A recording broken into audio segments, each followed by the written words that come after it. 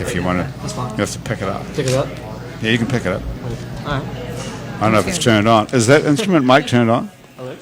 Can you turn it on for at some point? Not right this second. No, not right this second. That's good.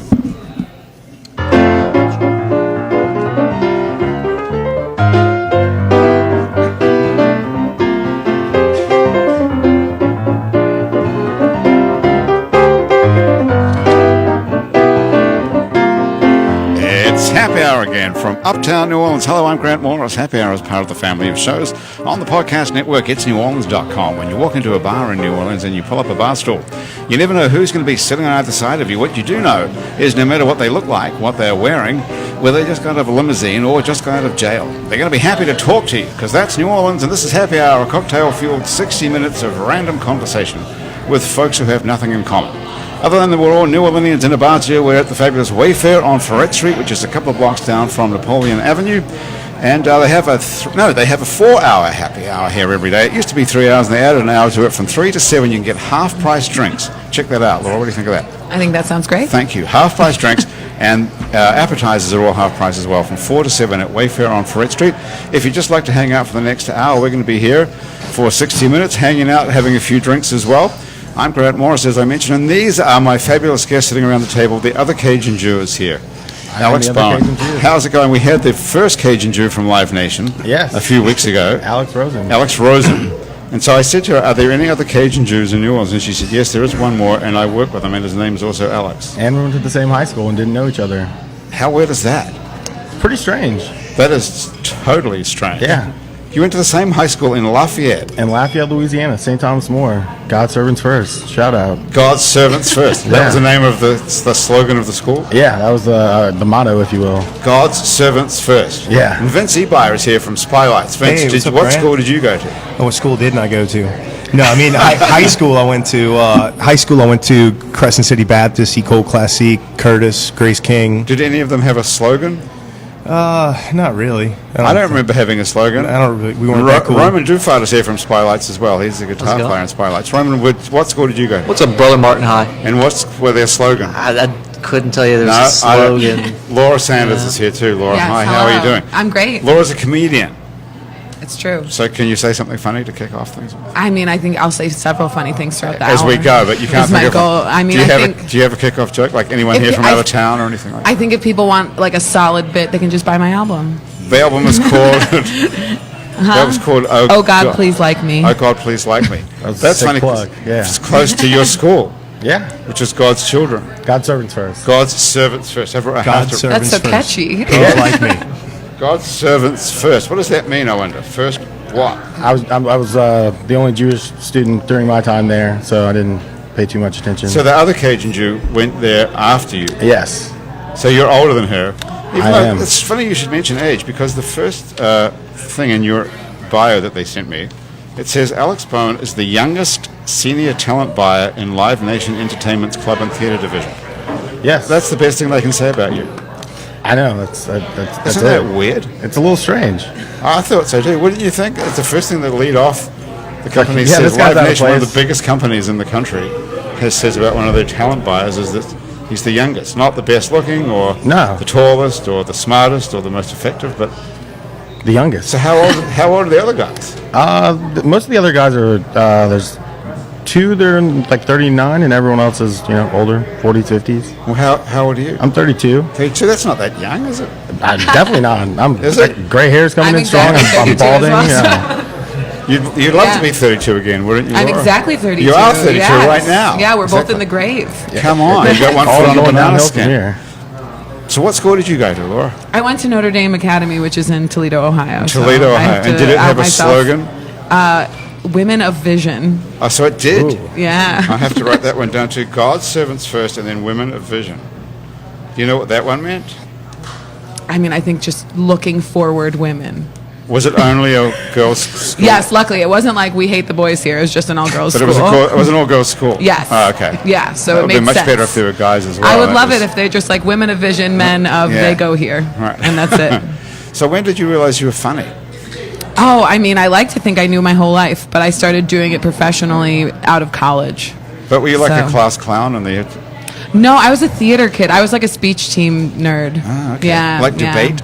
Yeah, but like not debate, not like the really good intelligent stuff like debate, like impromptu speaking and little acting things. Really? Yes. We didn't have that at our school. Did you have that at your school, Alex? Yeah, we God's did. children, God's Speech servants? team. We did a speech team. Were you in that? No, I was in. I did bowling team. Oh, You're I on always the- want to do bowling. Yeah, senior year they added that. I was like, okay, we're gonna go get to bowl every You're a other day bowling for free. team. Sweet. Okay. What's the highest you ever bowled? Like a 188. that's- nothing crazy. That's high.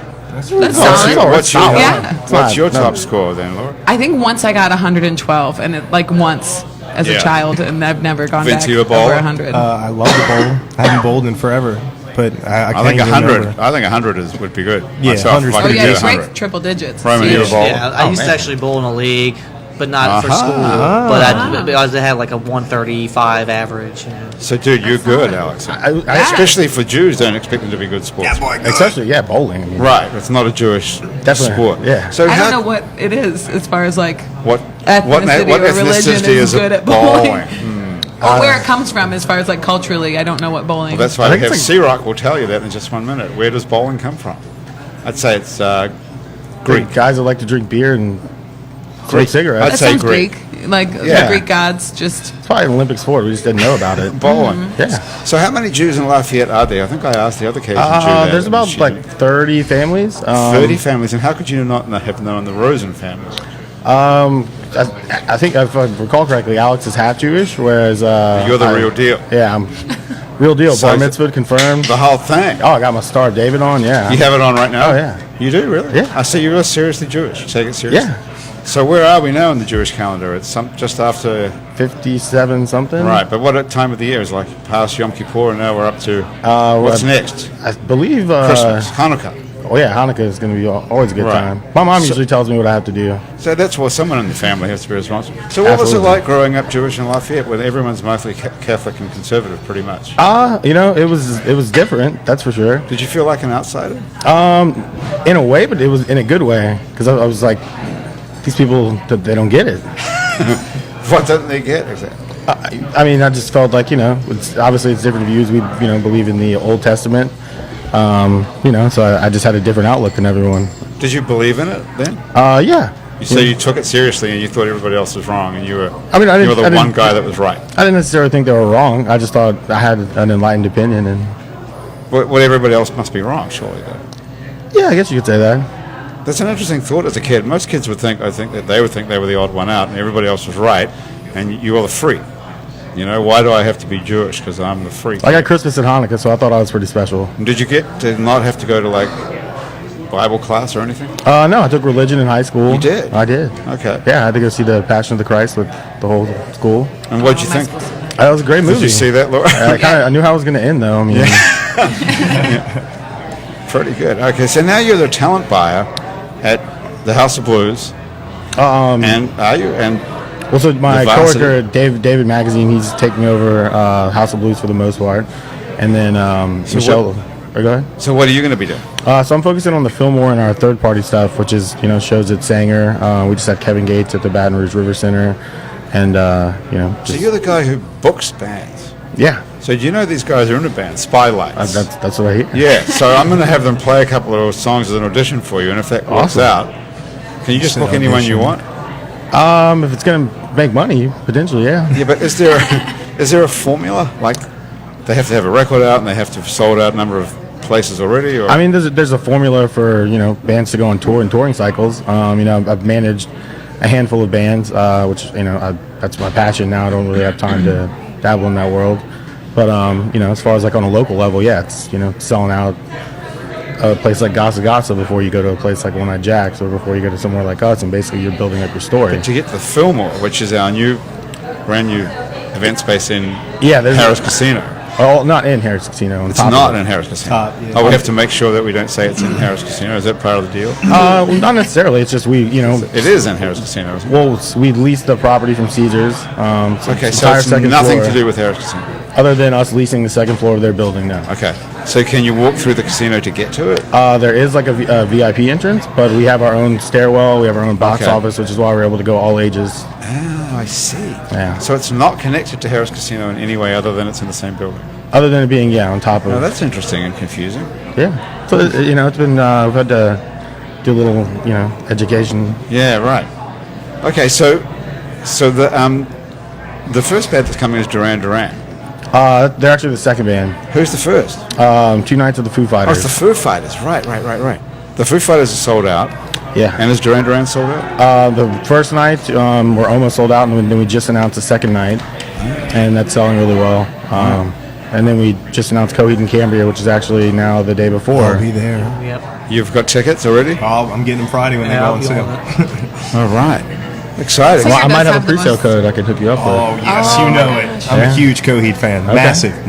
Don't you feel Yeah. he has the most like voice to body ratio difference of any There's man you've ever something seen? about Like, Claudio to me that is just so different than most singers. Like it's when you hear him, you know who it is. Oh, yeah. B, he's obviously not afraid to be a little bit different, and the way he curves his words is. I'm a big fan of Daryl Palumbo from Glassjaw I as love well, Glassjaw. and the way that he curves his words, he just throws them correctly, and he knows when to be soft and pretty, and he knows when to belt. And I've always been a fan of Coheed.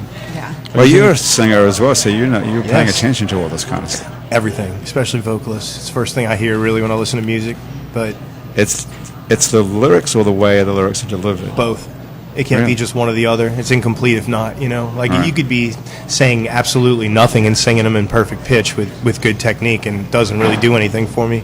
But or vice versa, you could be singing them horrible, but if I like what you're saying and I like your energy behind it, then I'm sold. Okay. It doesn't have to be like perfect, It just has to be real. You Authentic. guys have vocal pet peeves? Like when you hear a singer do a certain thing, you're like, okay, shut it down. I can't listen to this person anymore. Yeah, I Yeah. guess it all goes back to technique for me. And I'm not saying that everybody's perfect and everybody's got to roll with their own voice and how they sing, not try to be like anybody else. But there's a couple of things that get me. Well, like if singers are a little too nasally, if they're not singing with proper technique and it sounds a little bit, bundled up in there, that kind of gets me. Or if someone's not opening their mouth when they're singing and they're trying to like they're a ventriloquist singing, You have one, Laura. You sound like you have a pet. This isn't a pet peeve, but it's just something I noticed that every singer, I was like really into emotional singer-songwriters in high school, as every girl that graduated in 2004 high school was.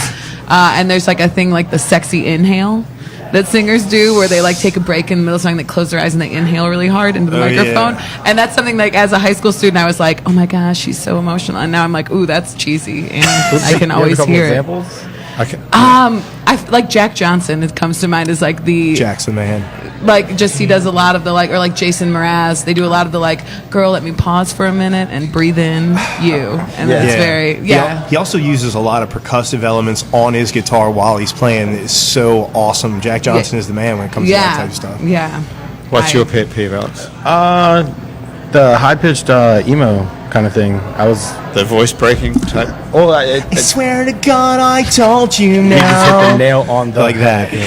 The prepubescent. I'm mad at you, Dad. Yeah. Voice. 100% spot on. Okay. Hey, Vince, what about playing a song for us then? Okay, we'll try and make it not too Okay, emo Roman, because grab this the is an guitar. audition after all. So tell us something about Spylights, because Spylights is the new band, and then also after we finish the song, you have to come back and tell us about this new project that you've got. Which I would is love to. I would absolutely be So honored what's the to. name of the company? Give It Hell Promotions. Give It Hell Promotions. Yes, I'm a This partner is in sort of Give It in Hell. your wheelhouse as well. We're a 501c3 nonprofit, and we just basically help local bands out by booking tour and acts, and we do artist development where bands need it the most. You All know, right. the We'll get things onto that after the song. But first of all, tell us something a little bit about Spylights. So Spylights is your new band. After I got out of the Scorsese's, You guys smell that, by the way? Is something on fire? it's delicious. What is Smells that? like- Maybe I'm just Is it hungry. Is it a fire? They turn It the is a heat fire. on. Yeah, It's the heater. It's that Okay. central heat. Okay. But after Scorsese's disbanded, I ended up spending like 3 years writing nothing but songs after song after song after song. I probably got about 40 in the bank already, and I'm still writing every day. And just as of recent, I've gotten a full band full of members. It was like searching for people that weren't there for a year. It felt like 2 Right. years, and now we finally have a team.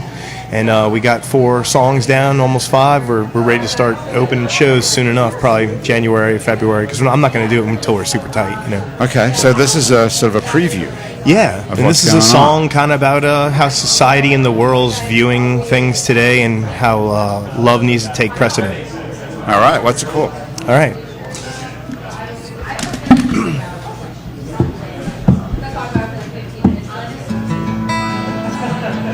I wish that I could slow down the whirlwind of pain outside. of my front door every day. If there was another way, I'd shout it to the top of my lungs, directly into the flames of hate. But the only way to combat ignorance is to look inside the mirror and say, maybe it's me that has lost his way. Then we could move on like a civilized human race, instead of letting the media control and fuck with your mind. 'Cause we only have so much time before our wicks burn down to the base and all of our memories fade away. You gotta love with every inch of your heart, be exactly who you are and say everything you need to say, and help all the good people you can along the way. And don't get frustrated at what you cannot change. Enjoy every single moment inside this house of pain, 'cause you feel everything. Please take it away. Please take this away. Just give it away, just give it away. I'm sure somebody needs it in some other place. Give yourself a holiday.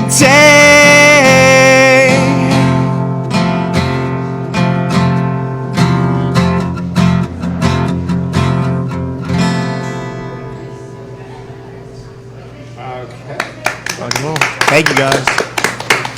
Okay, well, Vince, what do you call that song? Thanks, guys. Appreciate that. That's pretty good. People are clapping in the bar. Thank you. Okay, that's a good sign, actually. That is. We've had people play. We had a guy play a trumpet here, and nobody even looked over. Oh, Sorry, the truth. it's probably because of the frequency it was blasting in their ear, not because So of the that, music. I would take that as a good sign, Vince, if people Thank like you. that in the bar. I appreciate that. What did you call that song? I'd like to know. That song is actually called "The Empath." It's the title The track Empath. on the new EP that's going to be releasing this month. Okay.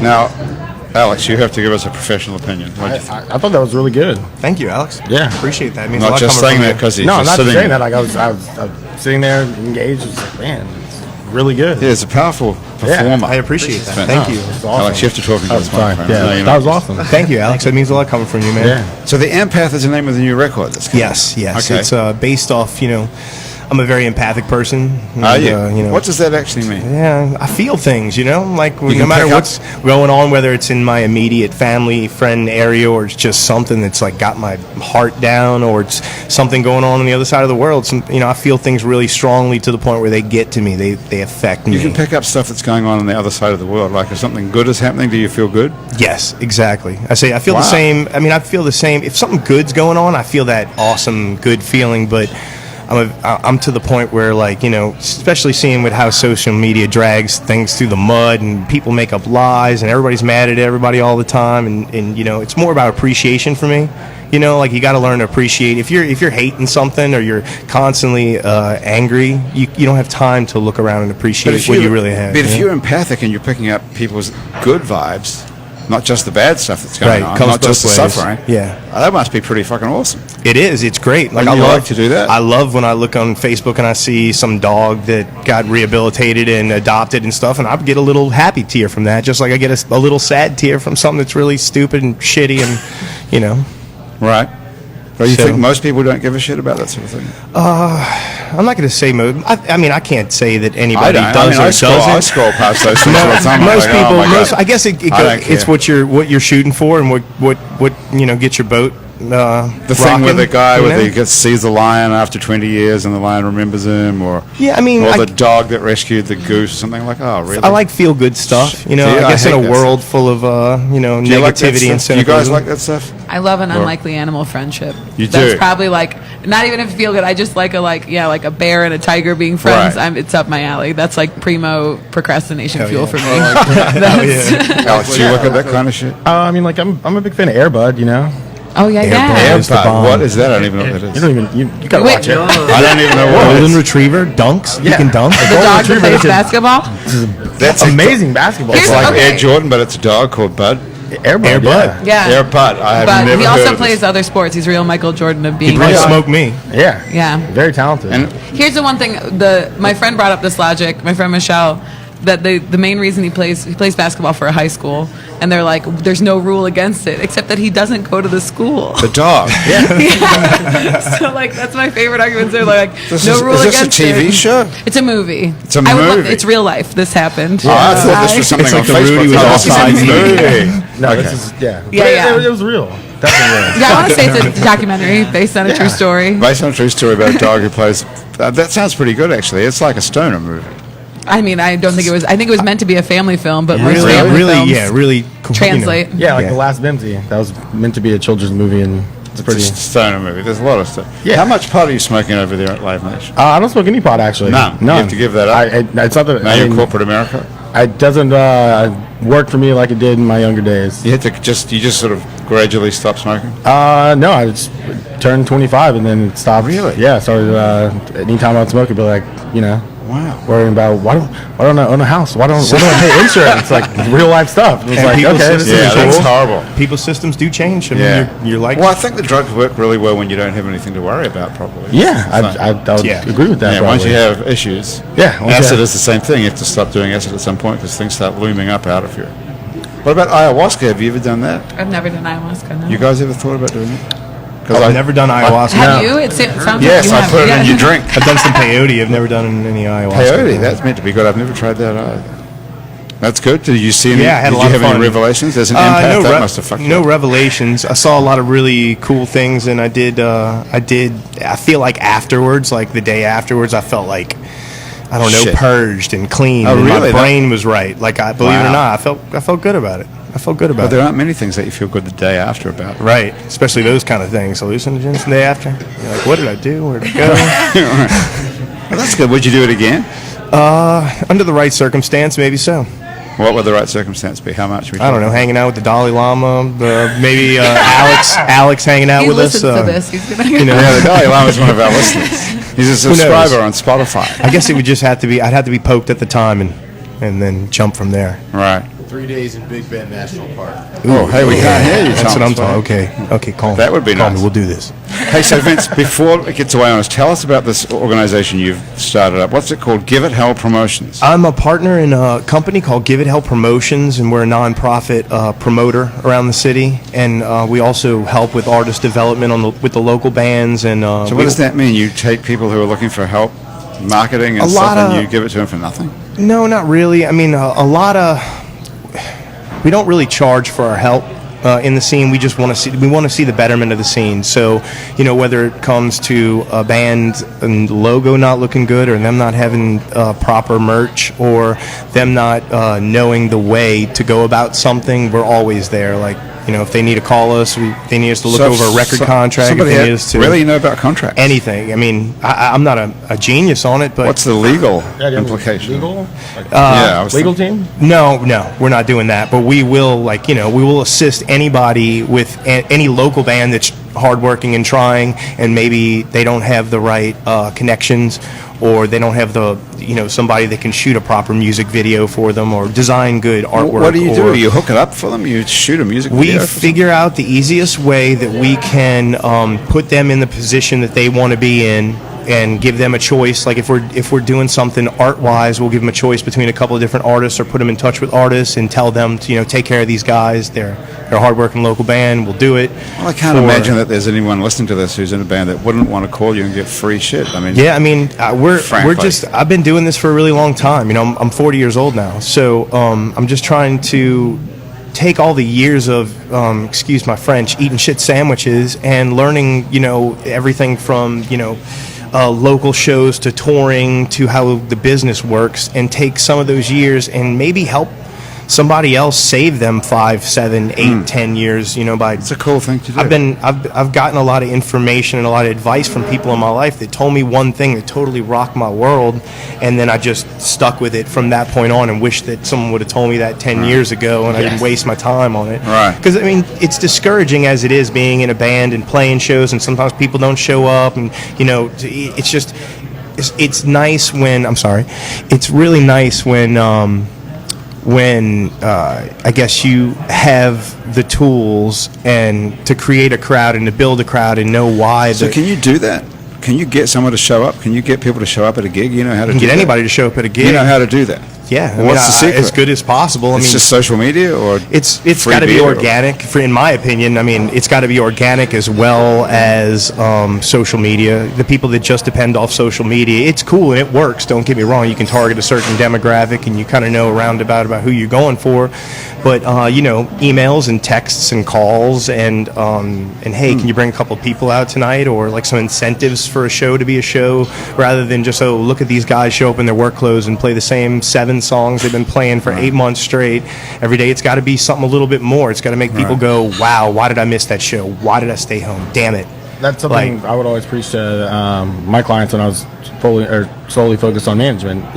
Why play 6 shows in a month when you can play 1 show and every 8 weeks and sell 400 tickets versus play to 6 shows and sell 50. I try not to tell anybody what to do too, but it's science. You can look up on any reference on any website top 10 things local bands do. Right. That is not good. and one of the biggest things is overplaying. And it's like, look, it's fine if you... That's interesting. So you can play too much. And you were saying the same thing. You can definitely play too much. Don't get me wrong. When a band's starting off, in the evolution of it, you got to play all you can. You got to get out there and get a crowd. But once you have that crowd and people follow you and people come out to all your shows, if you're playing once a week, 5 minutes away from each other, that automatically gives them that choice. Oh, honey, we don't have to go tonight. Let's just wait and go next week or the week after even, or the week after that, because they're playing 4 times this month. Exactly. It's got to be special. How does it work in comedy, Laura? I think that audience members certainly can get burnt out, and I feel like if you're following, I feel like for the local scene, people follow shows a lot more than they follow specific comedians, and so those are like a weekly, a monthly, and they'll go out, but there's definitely the oversaturation thing where you're like, oh, I can see this anytime, so I won't go out at all, versus saying, like, this is one really special time, and then you get a huge crowd. And I'm not saying that don't take an opportunity if it comes up and it's a great opportunity and it's not going to affect the other, but a lot of times, when you're playing 4 times a month, it's not special for your local crowd anymore. People who go to hear a band, they typically want to hear you play the songs they like when they know. But when you're a comedian, it's the opposite, I suppose. People don't want to hear you do the same thing again. Yeah, you get it's not people that funny that are repeat fans that they're like, oh, neat, I can recite the punchline word for word, and then you know that you're a little stale and you need to write a little bit more. So, but how does that work in a small market like New Orleans, where there can't be that many people going out to hear comedy, or are there? I feel like there's a good crowd building, and there's a website, 504comedy.com, that started to really like harness all the shows. So if someone wants to on any random night go check out a show, the city's not so big that your neighborhood is prohibitive of checking out anything in the city. So I think also the scene's gotten pretty creative with what type of shows there are. So it's not just a classic stand-up showcase every time. There's comedy game shows. Tonight I'm on a roast battle. Like, there's just all sorts of things that keep it not just, here are my 10 minutes that you've heard. What's a roast battle?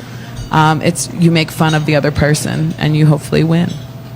Wow. So you get up there and disparage somebody else, and then they get up and disparage you. Correct. What do they say? You're fat and ugly? I don't know what they're going to say yet. I haven't heard his jokes. Is it supposed to be if fun? he says that, it's pretty unoriginal. I hope he's more creative. Yeah. So what are you going to say about him? You've got to find out tonight. I'm not going to spoil it. He could be watching this. Oh, okay. All right. Well, that's interesting. And what else do you do? So is that a regular thing? The show's called Beefin', and it's once a month, and it's different. Beefin'. Yeah, like I like that. You're Where is beefing that? with the other person. It's at Hi-Ho Lounge. Okay. Yeah. And where else do you work? I host an open mic every Monday night at Bear With Me Mike. It's at 12 Mile Limit, and then just shows all over the city. And again, 504comedy.com is not just promoting me, but all the local comedians that are like really good. I'll have to look them up. Yeah. And I think that's, both of y'all, what y'all were saying is basically you're building a community to where it's not just, the same people coming to hear the same thing. It's, the community itself is building and what's actually driving it, which is kind of the same way it works in our world. Well, how do you feel then, Alex, when what you're doing is you're part of a gigantic machine? Live Nation owns Ticketmaster. They own hundreds of clubs, like 200-something clubs around the world. Yeah. Are you free to actually try and build the local community like this? Yeah, we do. We have events like Mac and Cheese Fest where, we're booking all local talent. All right. NOLA Rocks? Yeah, we have NOLA Rocks, which is a series that's, been going on for quite a while. And, we also have the Music Forward Foundation where we're, doing seminars with local marching bands and other local musicians. That's great. That's So you have freedom within Live Nation to be local. And they encourage that. We're not sending, we're not booking a show with 40 other people and it's like, all right, guys, this is what it is. Right. It's definitely not like that. If it was, Tipitina's was doing like locals night on Fridays or something. They're homegrown? Yeah, they're still doing that. I'm not sure. Do they? I thought I saw Rathbone from the Scorsese's went and played a homegrown night not too long ago. So I think they do. That was a pretty good thing if they're still doing it. That was free. Is Wayne Lee over there with you at Live Nation? No, Wayne.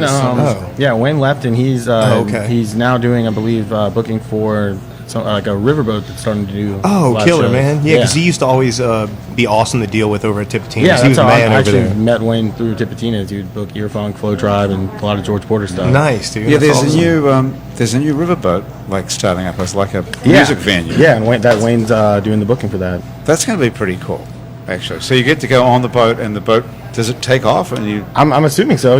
That's kind of what they did during the Jazz Fest late night stuff. Yeah, the U.S. well, and that sounds the like president. fun. Remember the president? As part of the Jazz Fest, you could go on the boat. Remember that? I don't. You might be too young. Yeah, I was about to say it's like We were all watching Air Bud. Yeah, I was Yeah. watching Three Ninjas. And before that, before working at Live Nation, you were working at Hooker Entertainment? So I worked at Hookah Entertainment for 2 years, and then left Hookah to start my own company with a buddy, and I brought the Varsity Theater in Baton Rouge as one of our accounts. We were also doing the booking for Soul Kitchen in Mobile, and Nice. then we were managing the new Master Sounds, George Porter, Zigaboo's new project with George, which is Foundation of Funk, and then we co-managed the original Meters reunion that they did. Oh, that's great. Wow, that's excellent. Yeah, it was. If you told 16-year-old me I'd be co-managing the original Meters and we were playing Meters? City Stride, I wouldn't have believed you. So you were you managed the Meters for a while? I was co-managing them with Ken Sorrell. Yeah. Wow, that must have been interesting because they're pretty hard guys to wrangle, all of them, and their individual personalities, let alone together. I would think. George Porter's wife, when we started to get into it, she's like, "Baby, there's two things that's gonna happen before you're done with the Meters. You're gonna have some gray hairs, and you're gonna be on anxiety medicine. I'm just giving you the heads up." And she wasn't too far off. Yeah, no, it's pretty stressful, I would imagine. Yeah, no, but it was a great experience, and so grateful for the opportunity, and it's like living out a childhood dream and seeing Oh, those it guys, sounds so. Yeah. play And what together. did you? And the Hooker, are they still going? No, they disband? I'm pretty sure they're no longer operating after Right. the What Pemberton fiasco. What was that? They tried to produce a festival in Canada, and apparently it didn't go so well. They lost a lot of money. Oh dear. Oh, Yeah. that sucks. Is it anything to do with being in Canada, or was it just mismanagement? Bad luck. From what I've read online, it just sounded like bad luck and a lot of spending. They did that show a couple times, I think, Pemberton. They canceled the third year right before, like a week before it was supposed to happen. Well, it's a pretty high risk business putting on.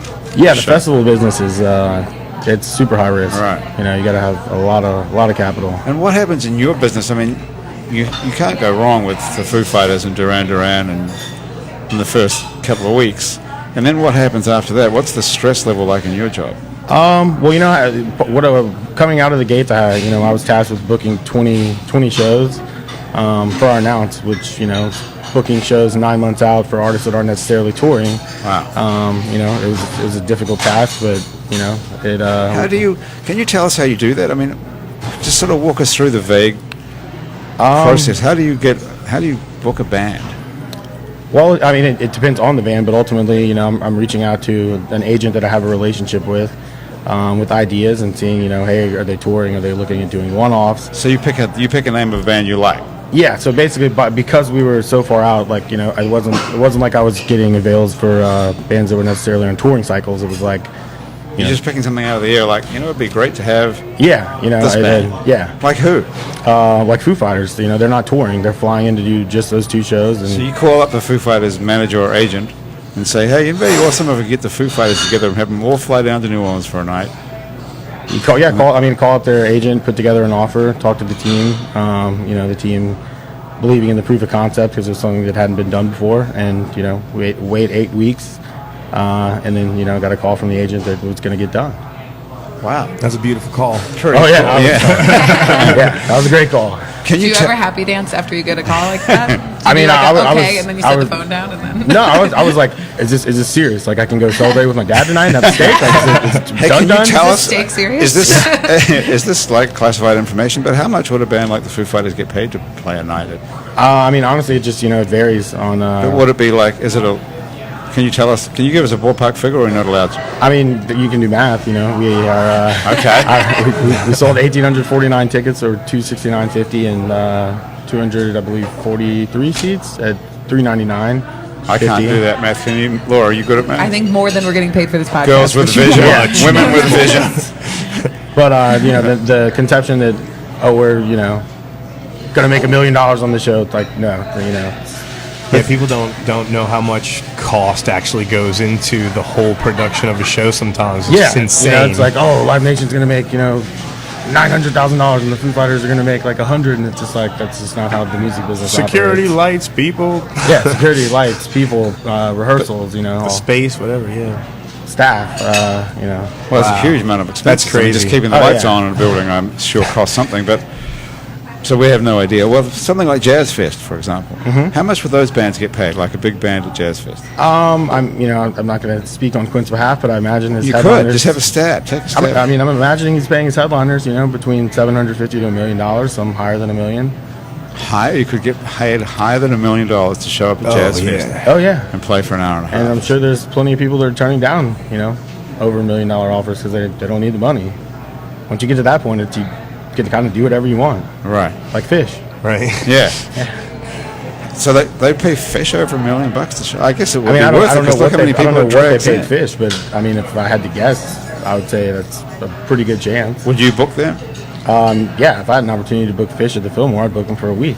Okay. And why couldn't you do it if you just pick up the phone and call? Because Fish can do whatever they want. But maybe they want to do it. It's possible based on Can we send you a list of people we'd like? I could Sure, I'd like to go see. I'd love more input. Would you really? Yeah, I'm constantly asking. Okay, we're going around the table. Laura, who would you most like to see at the Fillmore? I mean, locally, Sweet Crude. I would love to see them in any venue. Yeah, but they're not hard to book. They could just call them right now, probably, and get them right. Well, good. They could probably. One Jamiroquai. Jamiroquai. I tried to get Jamiroquai. Did you? Yeah. It's awesome. I applaud you for the effort. Yeah. Well, what did he say? I don't want the money, or he's not working at all, is he? He was doing the shows that he was going to do this summer, based around his festivals, and that was it. He wasn't going to be in the That's country. an unusual pick. Laura, you got another one? Oh, Lizzo. I saw her for the first time live this year, and she was incredible. Lizzo. I don't even know who that is. You know who that is, Vince? Yeah, I've never heard, but I've heard of. I've seen the name. Who is Lizzo?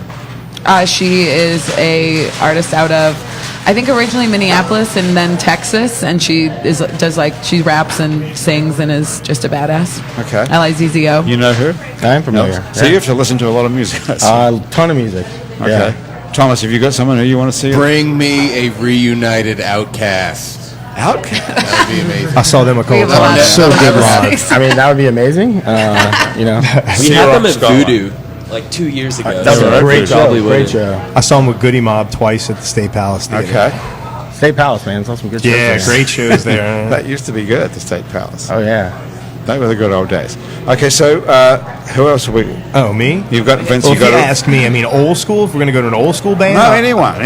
Toto, 100%. Toto. I want to hear all the deep could probably cuts. go see Matter of them fact, I at- got really excited because they apparently have like a Sanger or one of the other theaters we have here in Alabama. Oh, yeah, Sanger Theater in Alabama. And Yeah, I they got both a notification. Oh, I saw Toto at the Sanger and immediately went, yes, going, whatever. Right. And then I found out like a day later that it was in Alabama, and I was like, oh, God, I'm so crushed right Isn't that now. worth the trip to Yeah, Alabama? Vince It's is not good. that far away. It would Mobile's a be. good town. It would be. We've done some shows with the Sanger. It just Nice it venue. crept up on me. Sanger but in Alabama? It definitely Yeah, was. Mobile. Yeah, we've In done- Mobile. It's not that far, but you didn't I go. know, but I was really excited to see him in my hometown. You don't understand? Toto. Really excited to I see wouldn't be there. Is it the same band still, or is it just It's one the- guy? Well, Bobby, right? Bobby was the original singer for Toto, but he left him in '86 He's not or even in the something like band, so that. it's not even the guy. It's Brian Williams, who's actually the guy who did the Star Wars soundtrack. John Williams' son. Okay. Who's actually You know too much about vocalist. I have You know never Toto known now. anyone who knows this much And they about actually Toto. just put This is out a amazing. 40th anniversary, 40 trips around the world CD, and recorded 2 brand new songs, and they're awesome. I just want a new record. They're still awesome. They're I still, think we met the world's biggest Toto fan. Yeah, you just kind of blew my mind with your Toto facts. Alex, would you book them? I mean, is anyone going to go see Toto? They're a casino band. I know of at least one guy. Vince- Toto would sell out that arena in 2 seconds. that I will 100% disagree with you. Really?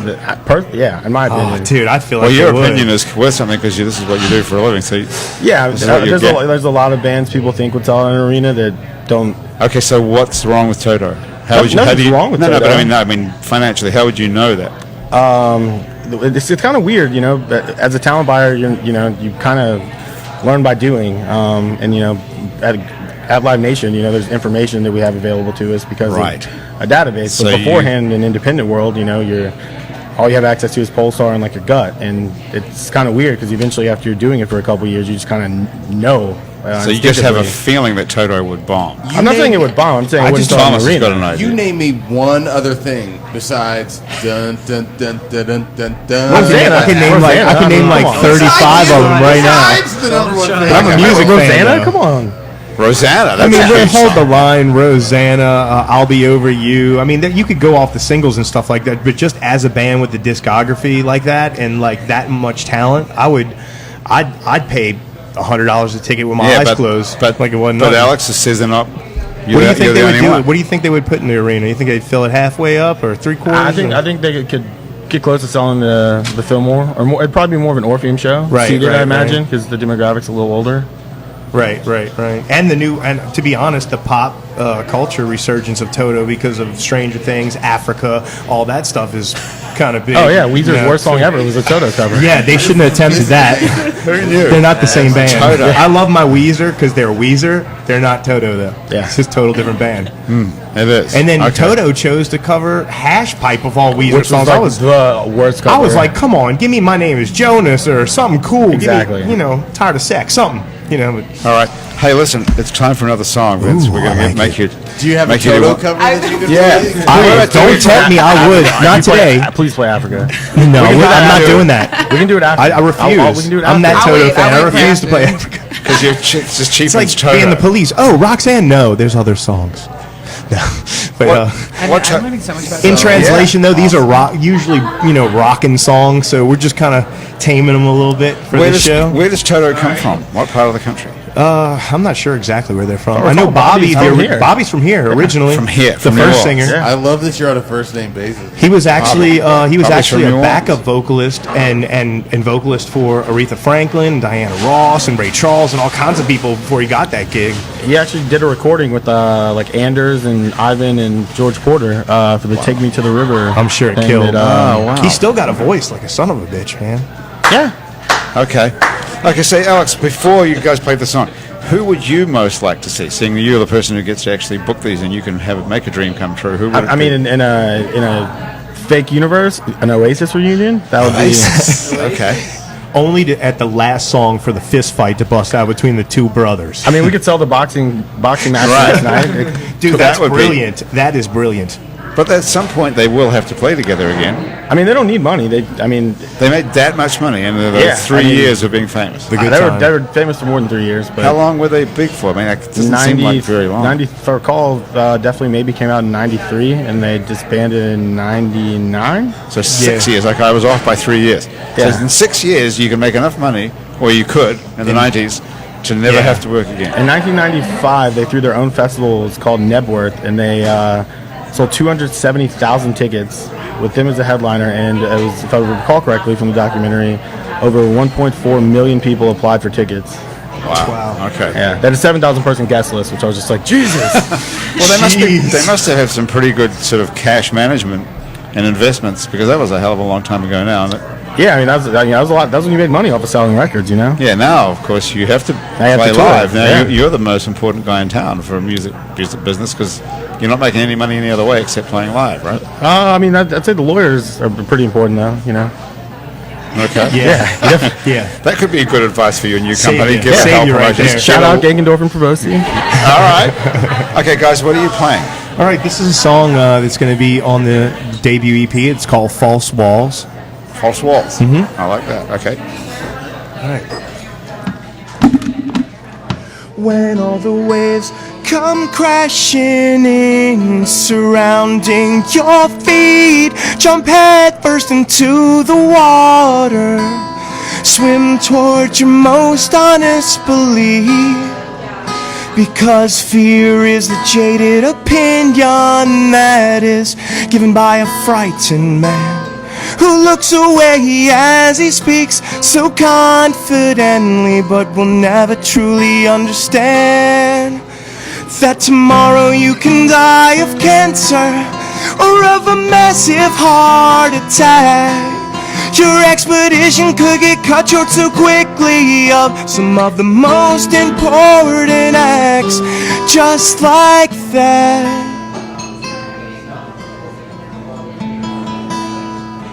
So go run and tell the ones you love there's nothing more important than the pack. Discover how to hush your demons with a pride manifested plague that will rot away the eyes and ears and mouth of all the cynical malaise.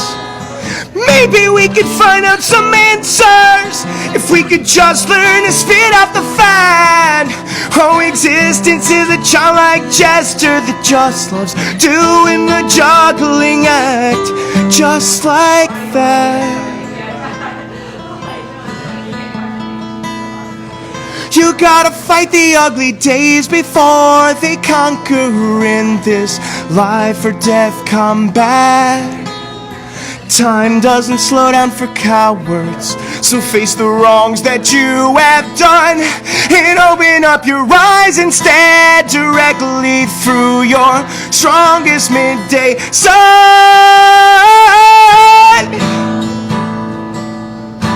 Nothing left to outrun.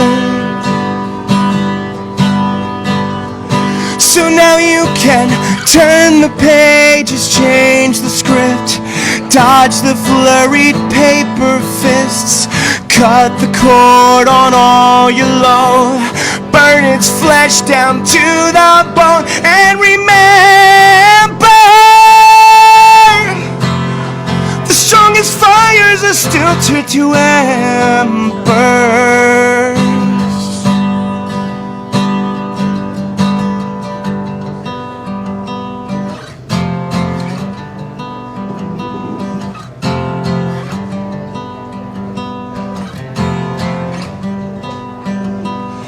Even the strongest fires will turn into embers sometime. Even the strongest fires will turn into embers sometime. Sometime. Thank you, guys. That's pretty intense as well, that one. Appreciate it. I noticed the Thank you. words false walls don't appear in the song at all. No, not at all. It's an interesting marketing concept. They're the main idea of the song, but, you know. Right. I've never heard anyone say that in a song. Think that you could get cancer or have a massive heart attack. Tomorrow. Straight It's true. head on. It's about appreciation. If you don't appreciate what you got while it's here, then, you know, that type So of you're stuff like happens. a sort of positive type. I try to guy. be in a very negative world. I try to be as positive as possible, you know. When you hear the music, I mean, we just hear an acoustic version of it, but this is much more sort of, what would you call it? It's more aggressive. It's definitely right a rock word. song. They're definitely rock songs. Right. The first one was more of a ballad, more of a trancey 90s alt ballad kind of. And, this one is... You don't hear much in the word little more- upbeat rock is what I'm getting at. yeah. I Most mean, rock is Are sort you of like... influenced by AFI at all? no, not really. My main influences, I guess, I mean, it doesn't may not come out in my singing, but my main influence are definitely Queen and Toto and Maiden and Rush. Those bands kind of raised me. You know, Okay. of course, with everybody else in New Orleans, Pantera and all the metal bands and stuff like that growing up. But I kind of grew out of some of that stuff. You know? Yeah. Right. I was just vocally, it reminded me of Davey. Oh, thank you. Yeah. I take that as a That's a compliment. Thank you. compliment, I would Appreciate say, that. too. Means a lot. I also like Jimmy Eat World a lot. I grew up on Jimmy Eat World and At the Drive-In and the Good Olds and All right. At the drive-in, so good. Laura, how did you get inspired to be a stand-up comedian? So, who was it? speech team kid, and then after I graduated high school and college, I was like, I can't really be a speech team kid forever, and so that's the version that you can be, is you can just keep Talking. making people listen to you with a microphone. I saw a piece of video of you talking Yes. about how you were a virgin until you were 23. That's true. But I was watching that and I was thinking, like, what compels you to get up in front of people and tell them that sort of thing? I mean, I think it's the same reason that you have a podcast and the same reason people perform. It's connecting with people. And that's, I Narcissism. can't. Yeah, that too. You think that's I what's like a fun? lot of attention, and it's one of the healthiest ways I can get it. You like a lot of attention, but so you Yeah. think the best way to get it is to divulge all this very personal stuff about yourself. I mean, I think I divulge what's funny about myself, and so a lot of times that's personal. There's not anything particularly funny about when you lost your virginity, and it, No, the in moment itself. it happened, it wasn't funny, thank God. but in and of itself, none of these things are really funny. I mean, the way you say it is funny. The way you Yeah, but it's like framing human experience, just like writing a song or whatever. You frame your own human experience and then hope that that makes someone laugh or feel emotional or do, What's the or not point- feel bad about being a virgin until they're 23. Does it help you? Is it cathartic? Is it therapeutic in some way to tell those stories? Yeah, I think so. I think it normalizes a certain point of view where you connect with people. Like, you say a weird thing about yourself that you should be embarrassed about, and then you get 10 people coming up after a show being like, oh, me too, yeah, I had something like that too. Yeah, but I couldn't do that. I couldn't get up. I mean, I have a microphone now right here. I could do Yeah. this. I could do it every week if I wanted to. I couldn't say all these personal things about myself. Could you, Alex? Why not? Yeah. I mean, You could? Yeah. I find You that don't have a problem with that, Vince? Would you? building common ground through, as a comedy fan, transparency is appreciated. And the Yeah, more 'cause transparency, the better. You're not afraid to laugh at yourself. But it takes a huge amount of courage, I think, to be like that. I think it takes a certain personality type. Like, I'm not, every time I get on stage, I'm not like, watch me be brave. Like, I don't think it's like a noble thing. Right. I think for some people, it's a huge amount of courage. And for some people, I think it's just a weird way their brain was built, that they are like, this is how I need to interact with the world. Do you feel like it's yourself you're talking about, or it's a absolutely. version of yourself? I think it's absolutely always a version of me, because I feel like, I don't know, the people that do characters or talk about, they kind of like make up a person, like a Larry the Cable Guy. I don't connect with that as much, because But I'm like, even- you're not actually living that life. You're making up a person. Right. But so when you get up and you're yourself on stage, that's Mm-hmm. your real self. That's not a persona that you've invented, like, oh my God, my boyfriend just said this. You didn't No, make- it's usually not all written stuff. everything I talk about, certainly it can be like exaggerated or framed certain ways to be funnier. Because if I just was like, here's my actual day, no jokes, that wouldn't be a good show. But it's all versions. It's all versions of the truth or things that happen to me. And 'Cause do you otherwise talk about it's- your husband, boyfriend, girlfriends, and whatever? Yeah, I talk about. I Like real usually run character jokes by parents? my boyfriend, but he met me by seeing me at an open mic, so he knew what he was in for. I was about to say, that's got to be really scary. Yeah, I would not want to be. Yeah. That must be frightening. Right? Yeah. Doesn't he think that everything he does could be end up material? I mean, that's his problem if he's. Okay. I feel like anyone who's dating a singer or songwriter has to be worried that they're like, oh, cool, I'm just fuel for the next emotional song. Like, Is that if I- right, Vince? I don't. How many exes have you written songs about? I never ever write personal. I mean, from Oh. personal opinions, There's- but never that's what from I'm like talking about. personal. Oh, like where I I'm write like, you have metaphorically, to. or I'll tell a story about somebody, but You it's just never. said 5 seconds ago, you just said you don't have a problem divulging personal stuff. Well, I don't, but not in my songs. I try to Well, write then how do bigger. you do it? I guess bigger than me, something better than me, more interesting than me. I guess. Right. That's what I would think. That would be, you know. Not with stand up, it's all about you. Yeah. Is it for everybody? There's no, some I people who think- do political stuff? Or I think you can do all of those things, but frame it through your own point of view. I just think that I can have a more genuine connection if I'm this is how I am seeing this bigger issue, right, versus the feeling of just trying to take someone else's point of view or frame. I don't know. I only know what it's like. Well, it's still going to be your point of view if you talked about politics or sports. And I do talk about other I don't only say this is my day in my life. Right. That would be incredible if I could make that funny for this many years. So do you sit home in a room and write stuff? Sometimes. I feel like I often more take notes and then work it out at a mic. You do? Yeah. So you have an idea what you're going to say, and you get up in front of an audience, behind a microphone, and you make it up. Yeah. Shit, but I have an outline, or when I was first started, I wrote basically little speeches of every exact word I would say, and it turns out those sound like little speeches that you're nervous to give. So now it's more conversational. That really is brave. Well, I'm glad you think that I'm a hero. I do. I could not do that. It takes a lot of balls. Yeah. Or guts. Guts. Sorry. I mean, I couldn't divulge everything, but I mean, everyone knows I'm a weird cat guy. I have 2 cats. It's kind of weird. Okay, that's nice. I have a comic to introduce you to who also has 2 cats. No, but I mean, the name's probably aren't as cool as mine. Cat Damon. Oh, that's awesome. Clever. 5.5-year-old tabby that's 18.5 pounds. Okay. He's a big boy. And then Wiz Khalifa. Wiz Khalifa. Wiz Khalifa and Cat Damon. Yeah. I have to write those down. Hey, so it says on the, they did send me some information about you here. If I can find it. It's got some sort of weird thing at the end, as well as saying you're the youngest guy who's working at Live Nation. Oh, the other weird things? Cool. Yeah, there's another totally Shout out weird Ashley. thing. Other than Cat Damon? It's a Guinness record. It says that you're a purveyor of gilded dental wear. I'm glad I've stumped you. Maybe they're referring to my recent root canal that I had, where I have a gold implant or whatever. You have a gold tooth. Yeah, in the back. Well, a purveyor is someone who sells something, isn't it? I didn't write that, so I don't know. I know. I wonder what they're getting at. I thought maybe you sold gold teeth and we could go out with a bang here. I mean, if so, that'd be awesome. Yeah. I would love it. Yeah, if I could be the Cajun Jew who the Cajun Jew with the gold teeth, all gold teeth. Yeah, it'd be awesome. Yeah. Well, we could call that. We could call the show today. Show that the Cajun Jew with gold teeth, if you want. I mean, yeah, the Cajun Jew with the gold teeth. That sounds like a nice murder mystery. You can say with goals. That's fine. Okay, so I wonder who wrote this about you.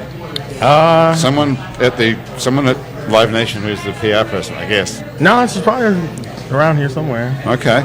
Well, you could ask her what she went. The purveyor of gilded. Yeah, usually it's a purveyor of fine spirits because I collect bourbon. You collect bourbon? Oh yeah. Not to drink it, just to look at it. I drink it. But I collect it. You collect it to look, to drink it. Yeah. I mean, what's the point of having it if you're not going to drink it and share it with people? To me, that's like. Is that called a collector? I think that's called an alcoholic.